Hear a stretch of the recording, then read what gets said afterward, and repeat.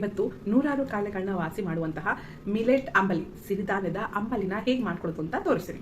ಸಿರಿಧಾನ್ಯದ ಅಂಬಲಿ ಮಾಡಲು ಸಿರಿಧಾನ್ಯ ಬೇಕು. 5 ಸಿರಿಧಾನ್ಯದಲ್ಲಿ ಯಾವುದನ್ನಾದರೂ ತೊಗೊಳ್ಳಿ. ನಾನು ಕೊರಲೆ ಬ್ರೌನ್ ಟಾಪ್ ಮಿಲೆಟ್ನ ತೊಗೊಂಡಿದ್ದೀನಿ. ಒಬ್ಬರಿಗೆ 1 ಟೀ ಸ್ಪೂನಷ್ಟು ಸಾಕಾಗುತ್ತೆ. ನಾನು 4 ಜನಕ್ಕೆ ಮಾಡ್ತಾಯಿದ್ದೀನಿ. ಸೊ 4 ಟೀ ಸ್ಪೂನಷ್ಟು ತೊಗೊಂಡಿದ್ದೀನಿ, ಟೇಬಲ್ ಸ್ಪೂನ್ ಅಲ್ಲ.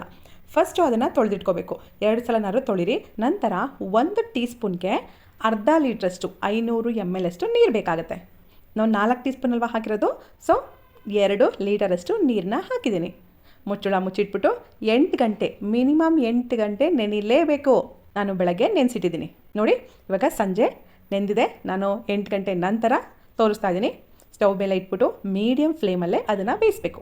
ಫಸ್ಟು ನೀರು ಹಾಕ್ಬಿಟ್ಟು ಚೆನ್ನಾಗಿ ಕುದಿ ಬರಲಿ. ನೀರು ಕುದಿ ಬಂದ ಮೇಲೆ ಅದಕ್ಕೆ ಸಿರಿಧಾನ್ಯನ ಹಾಕಿ. ಸಿರಿಧಾನ್ಯ ಹಾಕಿದ್ಮೇಲೆ 15 ನಿಮಿಷ ಕರೆಕ್ಟಾಗಿ ಬೇಯಿಸಬೇಕು ಮೀಡಿಯಮ್ ಫ್ಲೇಮಲ್ಲಿ.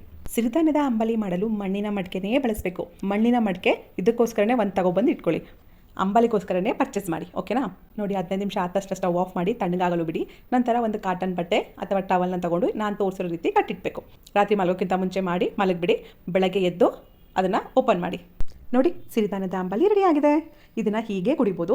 ಹಾಗೆ ಕುಡಿಯೋಕ್ಕಾಗ್ತಾ ಇಲ್ಲ ಅಂದರೆ ಸ್ವಲ್ಪ ರುಚಿಗೆ ತಕ್ಕಷ್ಟು ಉಪ್ಪು ಹಾಕೊಳ್ಳಿ. ಮಜ್ಜಿಗೆ ಮೊಸರನ್ನ ಮಿಕ್ಸ್ ಮಾಡ್ಕೊಂಡು ಕುಡಿಬೋದು. ಬೆಳಗ್ಗೆ ಖಾಲಿ ಹೊಟ್ಟೆಯಲ್ಲೇ ಕುಡಿಬೇಕು.